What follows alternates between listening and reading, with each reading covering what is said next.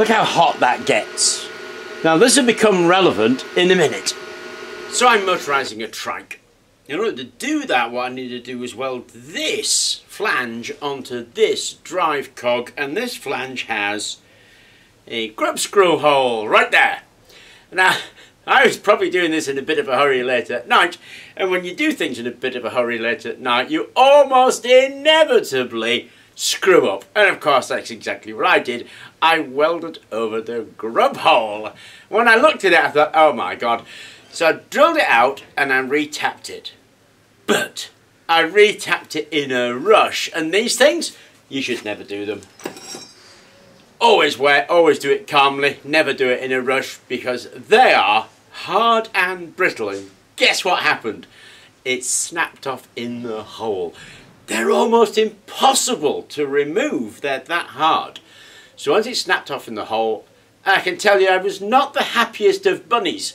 So I'm looking at this thing thinking, what on earth do I do now? Because we're talking about 220 quid for that stupid error. And of course stupid errors always happen, don't they? You're tired, you're rushing, you want to get a job done, and you have some stupid mistake and you have an accident. And that's exactly what happened. So I went to the net, as I often do, to have a look to see what I could do about removing broken taps out of a drill hole. And mostly the advice was, have a cry, have a coffee, get over it and buy the part new. But I did come across one really interesting way, because we've done this, remember, with bike cogs. When we're removing the chain set from the axle, we applied heat.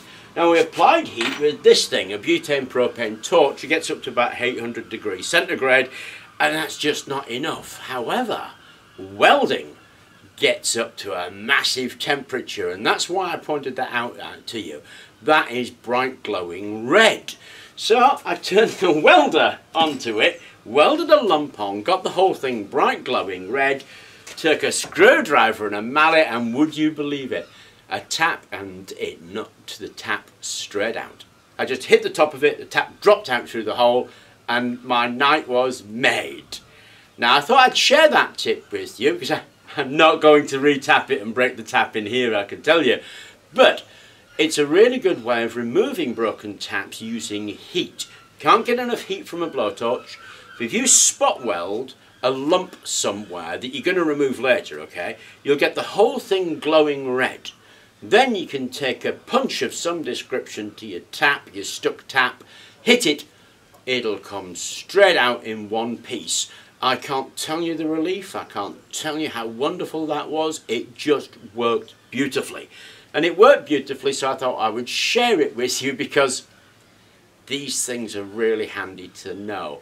Breaking taps when you're retapping or tapping a hole is a nightmare, happens all the time. So when you screw the tap in, of course, you're supposed to give it a rest. Get rid of the swarf by back screwing and then screw it in. But you can misjudge that, and it's exactly what I did. The tap bound and snapped, and that happens a lot of times to people. So that's a really great way of removing snapped off taps. Find yourself a spot on your workpiece, near to where the tap is, but not somewhere that's going to make a big difference to it. Weld to it, get the whole thing glowing red, take a punch, punch the tap through, and it'll come straight out. So I hope you enjoyed that tip. Thank you very much for watching the video, and please do remember to subscribe.